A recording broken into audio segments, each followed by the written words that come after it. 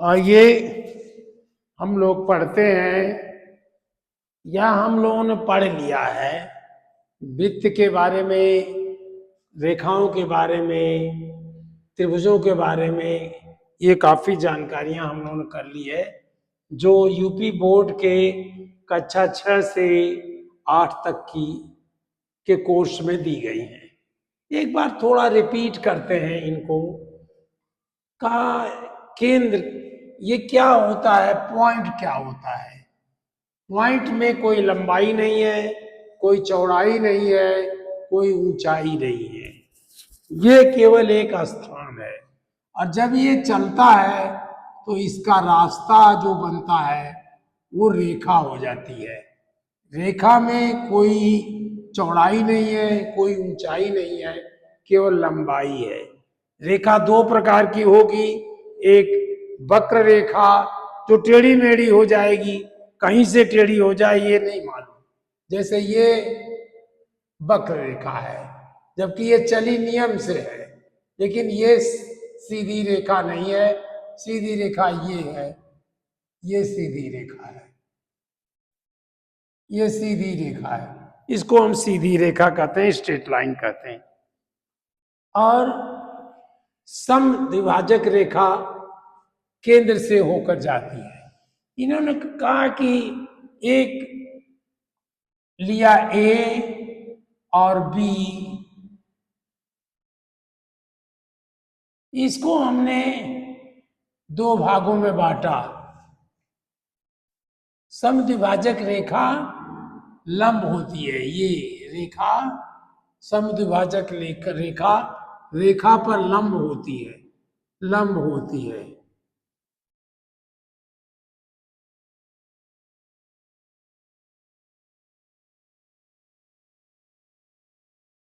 लंब होती है, जो दो भागों में बांटे किसी बिंदु पर।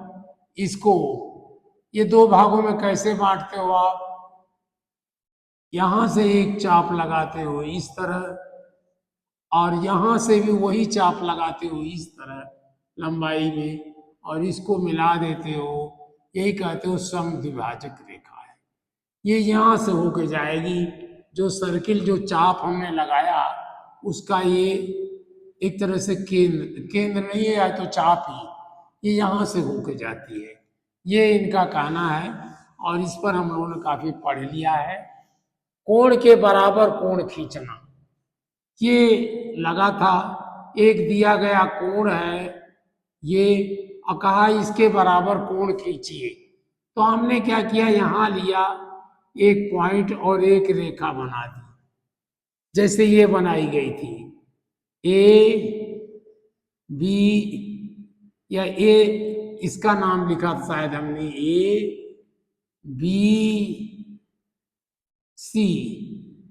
फिर एक चाप लगाया हमने, चाप माने वृत्त की तरह ये लगाया, ये वृत्त खींचा। वृत्त का एक पार्ट है चाप, वही चाप मैंने यहां भी लगा दिया, ये लगा दिया।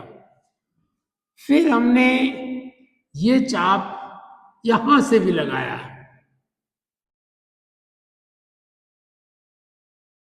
अब मैंने इस चाप की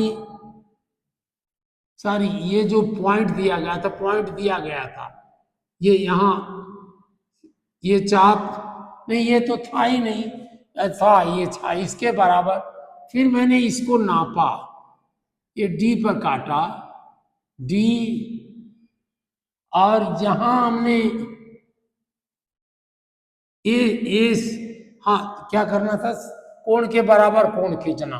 फिर नहीं, हमने ये नहीं खींचा, ये हमने नहीं किया, इसके बराबर ये हमारा ए था, इसको हम दूसरा कर दिए, एक्स कर दिए, ये वाई, ये वाई पर वही कोण बनाना है, कोण ए बी सी बनाना है। तो जो ये चाप हमने खींचा वही चाप हमने यहाँ खींचा, और इसकी हमने लंबाई लेकर के, इसकी लंबाई लेकर के एक चाप हमने उधर से खींचा, ये करीब यहां मिला, यहां इस पॉइंट को हमने मिला दिया, ये हमारा कोण के बराबर कोण हो गया। देख लीजिएगा, इसको हमने कई बार पढ़ाया है। आप इसको खींच के देखिए, कोण के बराबर, कोण को समद्विभाजित करना, कोण को समद्विभाजित करना है, यानी दो भागों में बांटना है। हमने एक चाप लगाया, ये चाप ए या ए बी सी, कोण ए बी सी को दो भागों में बांटना था। हमने एक चाप लगाया यूं, और यहीं से इस पॉइंट से कोई दूसरा चाप, वही चाप जो इसके से बड़ा हो, क्यों छोटा रहेगा तो ये इधर रह जाएगा, ये इधर रह जाएगा, काटेगा ही नहीं कहीं। तो बराबर ले लीजिए या बड़ा ले लीजिए, बेटर है इससे बड़ा ले लीजिए, लेकिन इतना बड़ा मत ये बाहर चला जाए, तो भी बनेगा, लेकिन बड़ा लीजिए। और उसको हमने यूं काटा, इस पॉइंट से और इस पॉइंट से यूं काटा, जहां ये काटा उसको हमने इसको मिला दिया, यही समद्विभाजक है। ये अगर हम डी कह दें तो एंगल डी ए सी बराबर एंगल डी ए बी, ये दोनों बराबर बराबर हो जाएंगे। ये समद्विभाजक रेखा कहलाती है, एडी समद्विभाजक रेखा है। अब इसी के आधार पर 60 डिग्री का कोण बनाना, हमने एक पॉइंट लिया, इसकी एक रेखा बनाई। रेखा दो बिंदुओं के बीच में केवल एक ही रेखा हो सकती है, सीधी रेखा। ये हमने ए लिया, ये बी लिया। अब कोण उन्होंने कहा 60 डिग्री का बनाइए, तो हमने एक चाप लगाया यूं, एक चाप ये यूं लगाया। ये जब चाप लगाया, उसी चाप से मैंने यहां लगा दिया, यहां काटा, तो ये पॉइंट जब हमने मिलाया, ये जहां इसने काटा था, तो ये 60 डिग्री हो गया। अब उन्होंने कह दिया 120 मिलाइए, 60 हमें और चाहिए, तो यहां से फिर हमने इसको मारा, ये जो है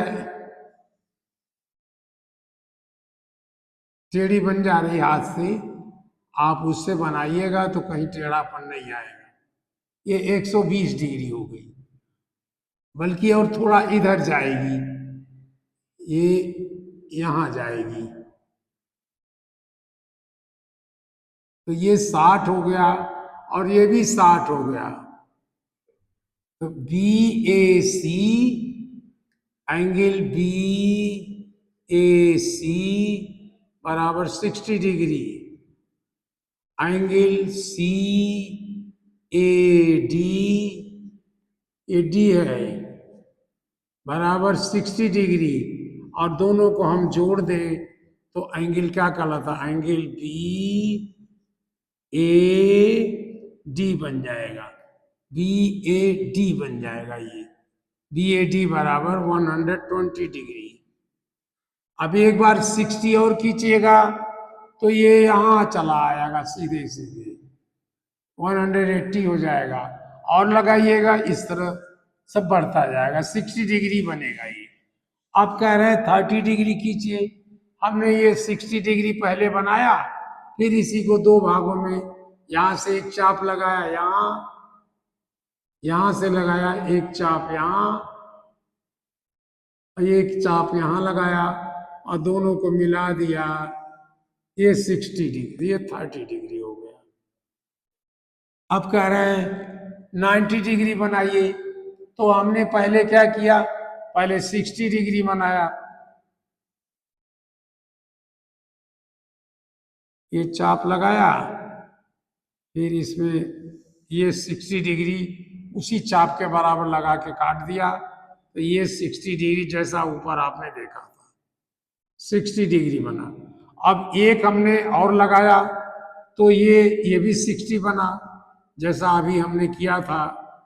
और 90 क्या होता है, 90 मतलब 60 डिग्री प्लस 30 डिग्री होता है, इक्वल टू 90 डिग्री। इसको हमने दो भागों में बांट दिया, जैसे ये लगा के यहां से और यहां से, फिर जब काटा तो इसको हमने मिला दिया, ये 30 डिग्री हो गया। और हमने ये 30 डिग्री। अगर केवल 30 डिग्री कहते तो हम इसको बांट देते, या आप इसको ऊपर से चाहे जहां से बांटते, ये 30 डिग्री, ये 30 डिग्री हो जाएगा। अब कहें 15 डिग्री बनाइए, फिर हम इसको बांट देंगे, ये 15 डिग्री हो जाएगा। इस तरह हम इसको बना पाएंगे। और आपने बनाया है। 75 क्या होता है? देखिए 60 प्लस 15, अभी आपने 17 डिग्री 75 बनाया था।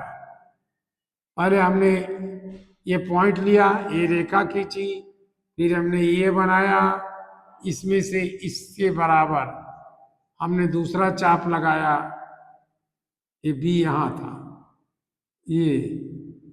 ये जहां काटा डी पर या सी पर, इसी चाप से हमने यूं लगाया, ये हमारा बन गया 60 डिग्री।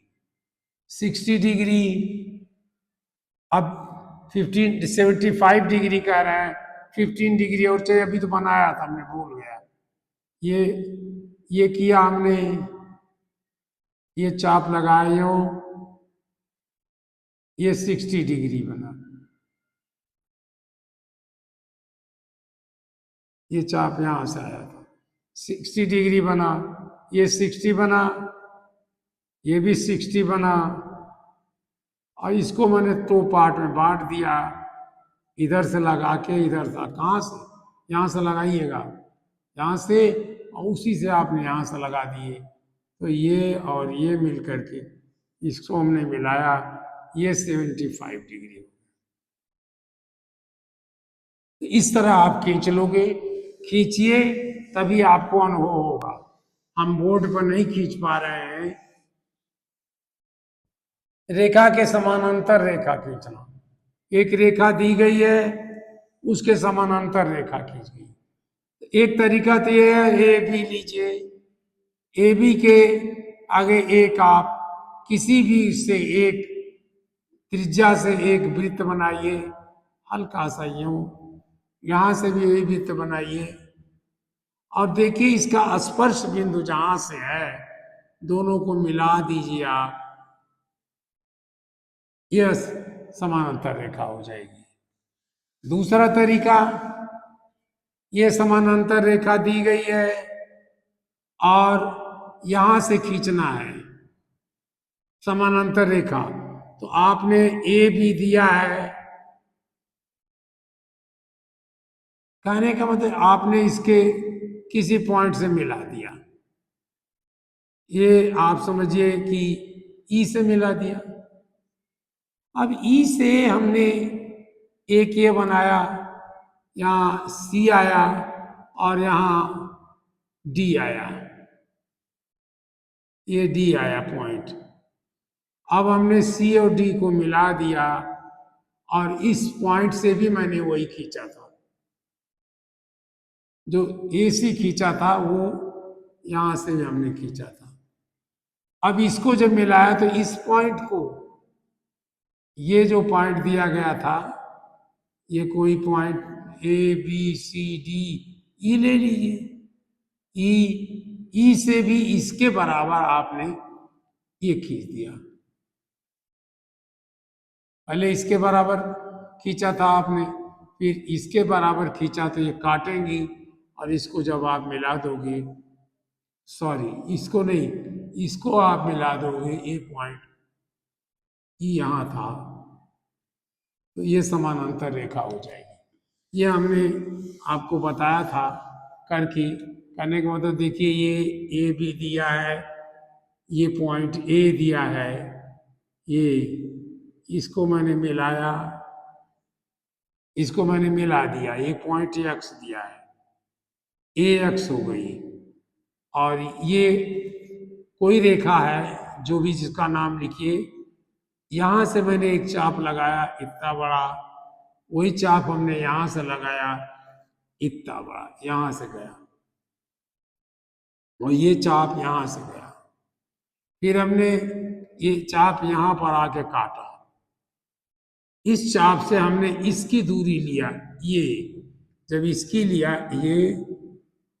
ये रेखा जो हमने मिलाया था उस पर यहाँ काटा, वही हमने यहाँ उठा के काट दिया ऐसे। तो जो ये पॉइंट मिला वो पॉइंट ही ये और इस पॉइंट को मिला दिया, ये समानांतर रेखा होगी। आप खींच के देखिए, बताने से बहुत कम आएगा। त्रिभुज कितने प्रकार के होते हैं? त्रिभुज वो है जिनकी 3 भुजाएं होती हैं, एक के तीनों की भुजाएं बराबर होंगी, समबाहु त्रिभुज कहलाता है। एक की जिसकी 2 भुजाएं बराबर हो, समद्विभाव, 2 समद्विभाव भाव जिसकी 2 भुजाएं बराबर हो, और विषम भाव जिसकी सभी भुजाएं अलग अलग हो। सम का उल्टा विषम भाव है, यानी इन दोनों का उल्टा है। उसकी एक की भुजा ऐसी होगी, दूसरे की ऐसी होगी, और या थोड़ी ये कहिए ये तिरछी होगी। ये भी फर्क है, सबसे बड़ी ये। एक चीज और याद रखिए, तीनों भुजाओं का एक कोण कितने प्रकार का होता है? कोण 3 प्रकार का होता है। न्यून कोण, न्यून कोण मतलब कोण की माप लेस देन 90, और अधिक कोण, अधिक कोण जिसकी माप 90 से अधिक है। और समकोण, समकोण, समकोण वो होता है जिसकी माप ठीक 90 डिग्री होती है। ये समकोण है, इक्वल टू 90 डिग्री। जब 90 डिग्री हो जाए समकोण कहलाता है। और ये कोण के प्रकार हो गए, ये भुजा के प्रकार हो गए। प्रकार ये भुजा के आधार पर समभाव, विषम भाव, समभाव, समद्विभाव, विषम भाव, और कोण के प्रकार से न्यून कोण, अधिक कोण, समकोण त्रिभुज। समकोण की भुजाओं का एक ही अंक, अगर ये समकोण है ये, तो ये दोनों अगर ए है, ये बी है, ये सी है, तो हमेशा C will be greater than A plus B. ये सी हमेशा इनके दोनों के टोटल से भी बराबर बड़ा होगा। ये आपके दिमाग में ज्यादा रखनी है। समकोण की भुजाओं का एक ही अंक से गुणा करने वाला। समकोण त्रिभुज क्या होता है? अब समकोण त्रिभुज आपने ज्यादा पढ़ा है, इसमें ये आपने पढ़ा पाइथागोरियन थ्योरम। ये ए बी सी, तो आपने देखा कि A C square is equal to A B square plus B C square. जैसे 5 अगर ये है, ये 3 है, ये 4 है, तो ये 90 डिग्री बन जाएगा। अगर ये 90 है तो भी ये आप इसका square will be equal to this square plus this square. हम यहाँ एग्जाम्पल दे रहे हैं कि देखिए ए सी 5 हो गया, 5 स्क्वायर, 4 स्क्वायर प्लस 3 स्क्वायर, ये क्या है 25 इज इक्वल टू 16 प्लस 9, ये 25 ये भी हो गया। ये पाइथागोरियन थ्योरम की का सिद्धांत है। ये आपको कई बार पढ़ाया है, पूरा चैप्टर कराया मैंने कि ये पाइथागोरियन है कि नहीं है। अब एक बात और देखते हैं, अगर पाइथागोरियन में किसी संख्या का गुणा कर दें, यदि 5, 4 और 3 पाइथागोरियन नंबर है, पाइथागोरियन नंबर का मतलब सबसे बड़ा का स्क्वायर करिए और इन दोनों को स्क्वायर करके जोड़िए तो इसके बराबर हो जाएगा। तो क्या इसका मल्टीप्लिकेशन भी हो जाएगा? यानी हम कहें n से मल्टीप्लाई कर दें, 5n और 4n और 3n क्या पाइथागोरियन होगा? करके देखते हैं। 5n का स्क्वायर कर दिया और 4n का भी स्क्वायर कर दिया प्लस 3n का भी स्क्वायर करके देखते हैं। अभी इक्वल नहीं लगाया मैंने। ये 25n स्क्वायर हो गया, ये 16n स्क्वायर हो गया और ये 9n स्क्वायर हो गया। ये 25n स्क्वायर है। अब ये दोनों जुड़ जाएगा 25n स्क्वायर। अब हम n स्क्वायर से डिवाइड कर दे रहे हैं। 25n square upon n square, ये 25n square upon n square. क्योंकि अगर इक्वेशन है तो दोनों में किसी एक नंबर से डिवाइड कर दिया जा रहा है। इक्वेशन तो नहीं दिया गया है, हम डिवाइड करके देख रहे हैं। तो ये खत्म हो गया, ये भी खत्म हो गया। तो 25 इज इक्वल टू 25। इसका मतलब ये नंबर पाइथागोरियन है।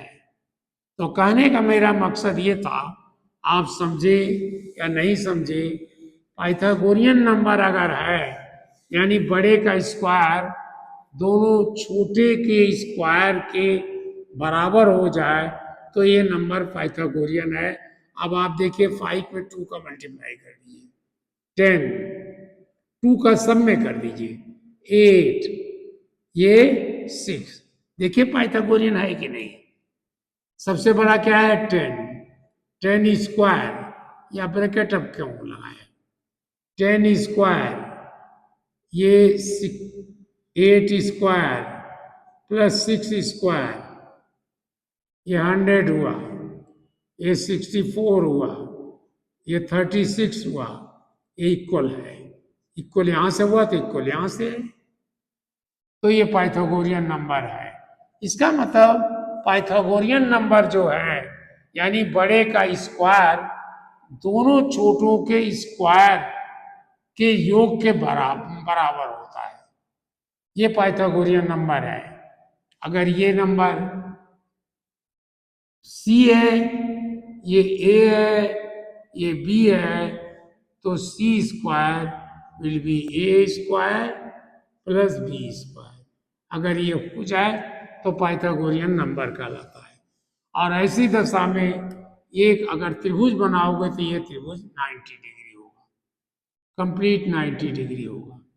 ये पाइथागोरस साहब ने इसको जहाँ किया था, इन्वेस्ट किया था इसको, जहाँ उन्होंने अपना बनाया था थ्योरम, और बहुत ही फेमस थ्योरम है। शायद मैथमेटिक्स में इससे अधिक कोई फेमस ना हो। समकोण त्रिभुज की भुजाओं का एक ही अंक से गुणा करने वाला त्रिभुज समकोण त्रिभुज बनता है। कर्ण दोनों भुजाओं से बड़ा होता है। समकोण त्रिभुज का कर्ण दोनों भुजाओं से बड़ा अभी देख लिया हमने। वृत्त की समान चाप, ये भी एक बड़ा फेमस है। अगर ये इसको आपने वृत्त बनाया और कोई एक चाप बनाया ये, और कोई कोण एक चाप बनाया, ये दोनों बराबर हैं, ए और बी बराबर है, तो वृत्त की समान चाप दूसरे चाप पर बने गए कोण बराबर है। अब इस पर एक कोण बनाओगे आप और इस पर भी एक कोण बनाओगे, इस पर भी कोण बनाएंगे, इस पर भी कोण बनाएंगे, तो ये कोण बराबर हो जाएगा। ये आपको बताया गया था। या आप एक ही कोण को बराबर मानिए, ये भी तो उसी सिद्धांत का है। ये कोण हमने एक ही बनाया, ये वो सेंटर है। अब इसी में कई हमने बना दिए, यहां यहां, तो ये सब बराबर है। यहां ये भी बराबर है, एक ही चाप द्वारा बनाया गया। हाँ, ये भी देखिए कि ये चाप है, वृत्त का ये चाप है। अगर ये चाप है तो इसको मिलाने वाली इसको जीवा कहते हैं। जीवा, और ये सेंटर से ये मिलाने वाली त्रिज्या, और त्रिज्या को जब आगे बढ़ाए, ये त्रिज्या जब ओ से हो करके दूसरे बिंदु पर आ जाए तो इसे व्यास कहते हैं। व्यास इसको दो भागों में बांटता है। वृत्त के दो भागों में बांटने वाली त्रिज्या या जीवा, ये भी जीवा है। वृत्त को दो भागों में बांटने वाली जीवा व्यास कहलाती है। व्यास बराबर 2 गुणे त्रिज्या।